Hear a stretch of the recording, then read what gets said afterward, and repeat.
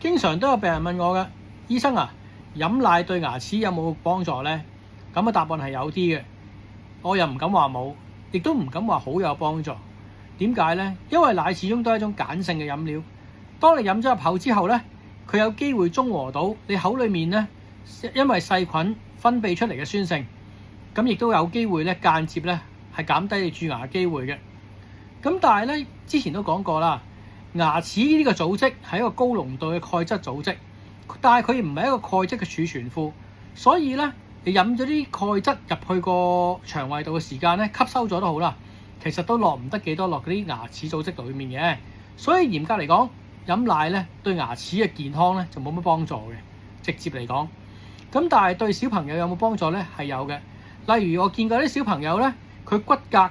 嘅發展非常之快速，咁咧有陣時咧有機會咧，可能喺個生理上咧係有啲缺鈣現象嘅話咧，就會導致到啲牙得唔到足夠鈣質咧，有陣時咧係會出牙出得慢啲嘅。有陣時我都會建議啲家長俾佢食啲芝士啊，或者食一啲維他命